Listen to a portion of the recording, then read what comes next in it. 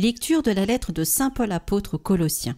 Frères, vous étiez jadis étrangers à Dieu, et même ses ennemis, par vos pensées et vos actes mauvais.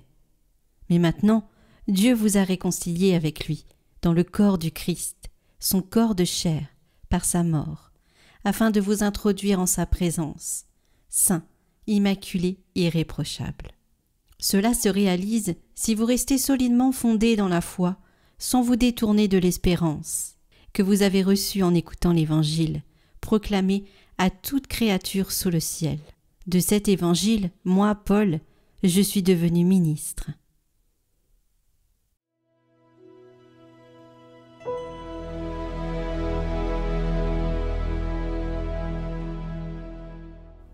Voici que Dieu vient à mon aide.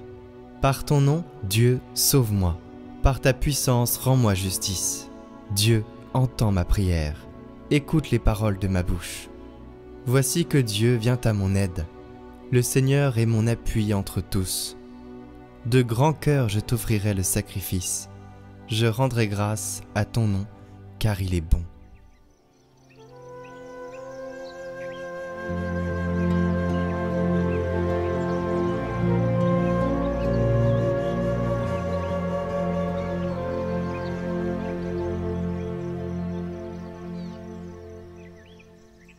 Évangile de Jésus-Christ selon saint Luc. Un jour de sabbat, Jésus traversait des champs. Ses disciples arrachaient des épis et les mangeaient. Après les avoir froissés dans leurs mains, quelques pharisiens dirent alors « Pourquoi faites-vous ce qui n'est pas permis le jour du sabbat ?» Jésus leur répondit « N'avez-vous pas lu ce que fit David un jour qu'il eut faim, lui-même et ceux qui l'accompagnaient ? Il entra dans la maison de Dieu, prit les pains de l'offrande, en mangea, et en donna à ceux qui l'accompagnaient, alors que les prêtres seulement ont le droit d'en manger. Il leur disait encore, « Le Fils de l'homme est maître du sabbat. »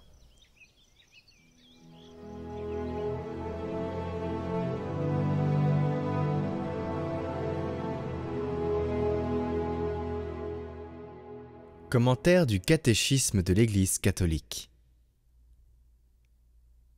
Le Fils de l'homme est maître du sabbat. Le troisième commandement du Décalogue rappelle la sainteté du sabbat. Le 7e jour est un sabbat, un repos complet consacré au Seigneur. L'Écriture fait à ce propos mémoire de la création, car en 6 jours, le Seigneur a fait le ciel et la terre, la mer et tout ce qui s'y trouve, mais il s'est reposé le 7e jour. Voilà pourquoi le Seigneur a béni le jour du sabbat. Il l'a sanctifié. L'Écriture révèle encore dans le jour du Seigneur un mémorial de la libération d'Israël de la servitude en Égypte. Tu te souviendras que tu as été esclave au pays d'Égypte et que le Seigneur ton Dieu t'en a fait sortir à main forte et à bras étendus. Voilà pourquoi le Seigneur ton Dieu te commande de pratiquer le jour du sabbat. Dieu a confié à Israël le sabbat pour qu'il le garde en signe de l'alliance infrangible. Le sabbat est pour le Seigneur saintement réservé à la louange de Dieu, de son œuvre de création et de ses actions salvitiques en faveur d'Israël. L'Évangile rapporte de nombreux incidents où Jésus est accusé de violer la loi du sabbat.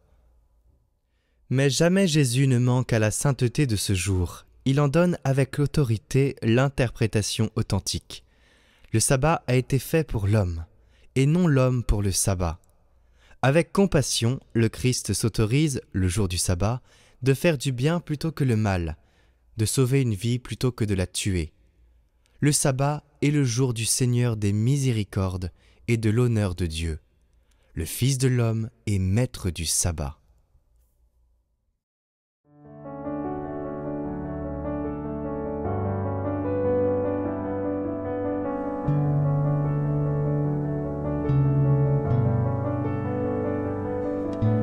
Cette neuvaine est sur une vidéo unique à prier pendant 9 jours. Nous prierons pour l'Église, pour cette rentrée et pour la confiance en Dieu. Au nom du Père, du Fils et du Saint-Esprit. Amen. Seigneur, nous nous mettons en communion de cœur avec tous ceux qui font cette neuvaine. Tu as dit, si nous sommes 2 ou 3 réunis en ton nom, tu seras là au milieu de nous. Nous sommes là devant toi en ce jour, éloignés les uns des autres, priant à différents moments de la journée, mais nous te prions et t'invoquons ensemble, d'un même cœur. Daigne écouter notre prière et nous combler de tes grâces en cette rentrée. Viens Seigneur Jésus, nous avons confiance en toi. Seigneur, nous te confions cette nouvelle rentrée. Pendant cette année, nous aurons à nous réjouir de bonnes nouvelles et nous aurons à affronter des moments difficiles. Donne-nous la force de les vivre pleinement. Nous t'offrons d'avance ces bonheurs et malheurs. Accorde aux enseignants et aux formateurs l'enthousiasme de transmettre leur savoir et de faire grandir les jeunes. Donne-leur la joie de retrouver leurs collègues et d'accueillir les nouveaux. Que leur diversité soit une richesse au service de l'éducation des jeunes qui leur sont confiés. Donne aux enfants et aux jeunes d'apprendre et d'acquérir les connaissances intellectuelles, professionnelles et humaines pour devenir des acteurs responsables de ce monde et le servir au mieux. Que leurs parents puissent les accompagner avec justesse et amour. Fortifie les employés dans leurs tâches quotidiennes au service de tous. Que leur travail soit respecté et reconnu de tous. Que l'équipe éducative s'ouvre toujours plus aux valeurs de l'Évangile dans le respect des différences. Donne-nous d'être attentifs à chacun et de te reconnaître en tous et particulièrement dans les plus pauvres. Puissions-nous agir ensemble pour que la réussite soit en chacun de nous. Rappelons-nous que tu nous combles de joie.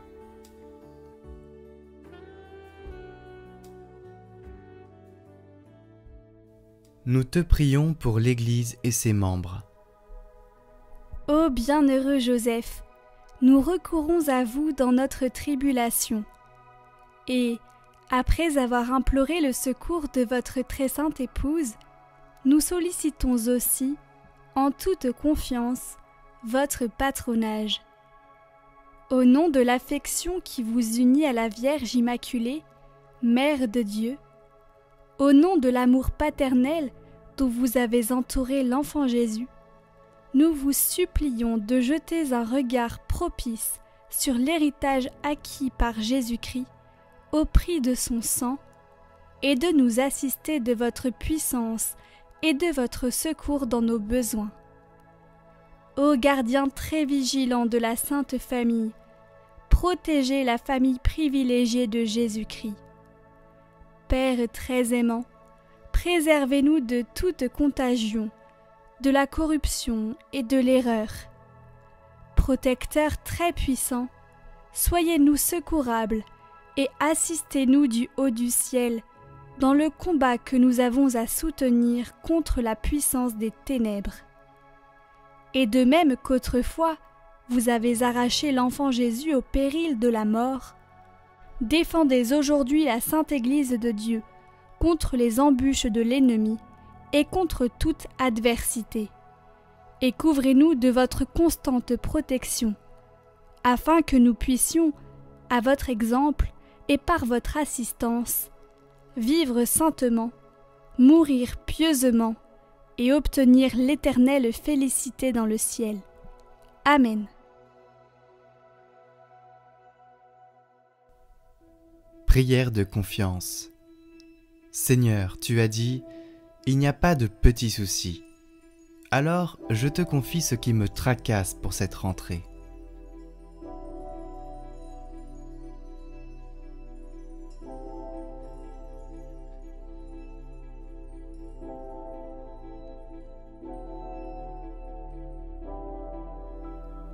Merci Seigneur, j'ai confiance en toi.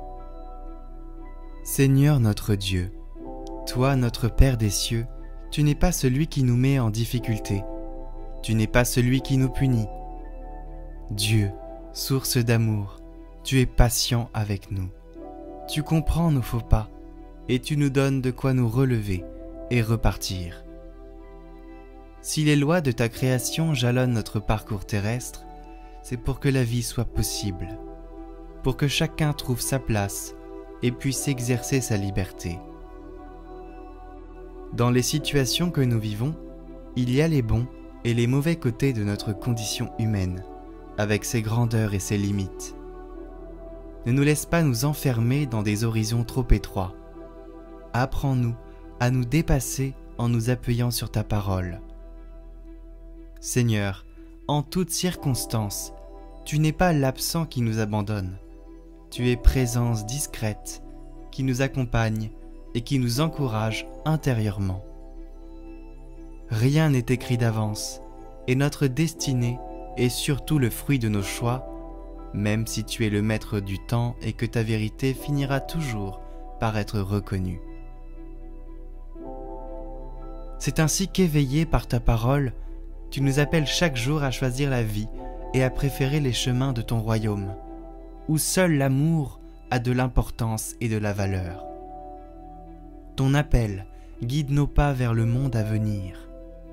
Avec cette espérance, la réalité du monde se découvre à nos yeux.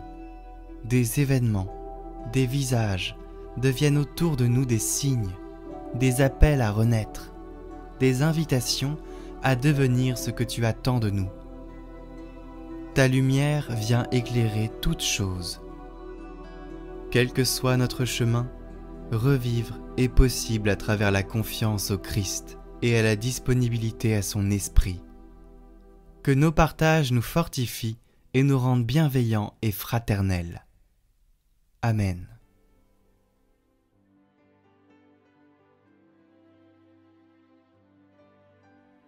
Notre Père qui es aux cieux, que votre nom soit sanctifié, que votre règne vienne, que votre volonté soit faite sur la terre comme au ciel. Donnez-nous aujourd'hui notre pain de ce jour. Pardonnez-nous nos offenses, comme nous pardonnons aussi à ceux qui nous ont offensés. Et ne nous laissez pas entrer en tentation, mais délivrez-nous du mal. Amen. Je vous salue Marie, pleine de grâce, le Seigneur est avec vous. Vous êtes bénie entre toutes les femmes, et Jésus, le fruit de vos entrailles, est béni. Sainte Marie, Mère de Dieu, priez pour nous, pauvres pécheurs, maintenant et à l'heure de notre mort. Amen. Gloire au Père et au Fils et au Saint-Esprit, comme il était au commencement, maintenant et pour les siècles des siècles. Amen.